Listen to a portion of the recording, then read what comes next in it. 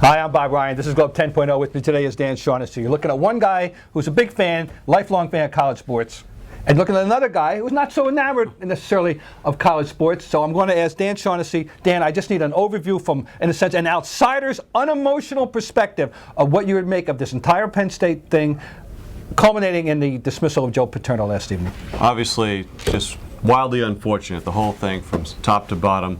The idea that this behavior was going on, the idea of the cover-up, it's a horrible story.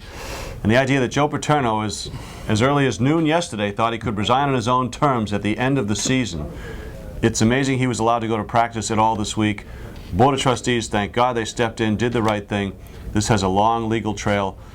People need to think of the victims, obviously, but it can happen in a climate of a town like that, and you're looking at the reaction now, and people, the students, and just some of these nitwit fans, like, oh my God, Joe can't stay and coach the game. Are you kidding me?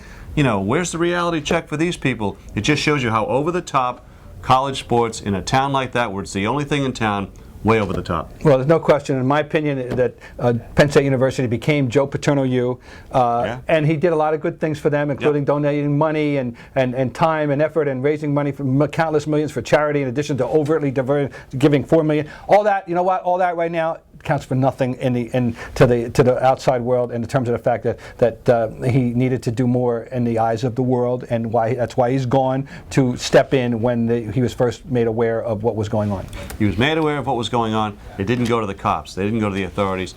And then you have subsequent victims. There's never going to be any excuse for that. Joe Paterno did a lot of great things, like Bob says.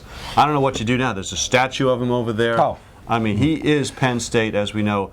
Right now, they are being mocked and ridiculed. Joe Paterno did not commit these acts. He did not protect young people once he learned of the acts.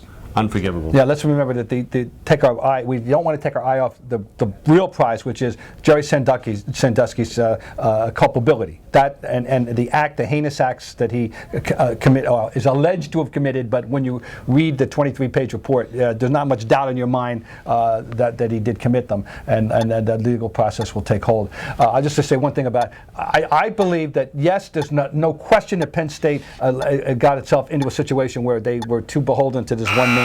And it does speak about how college sports can take hold of a community. But I do think that this transcends that, even in that if this happened, any company would want to circle the wagons, any kind of company, right, to protect the institution at hand. Would you agree to that? I suppose. And it just happens to be a college here. State institution. Okay, state there you university. go. Anyway, I contend this is the biggest story in the history of American college sports, and of course it's got a long way to go before it's concluded.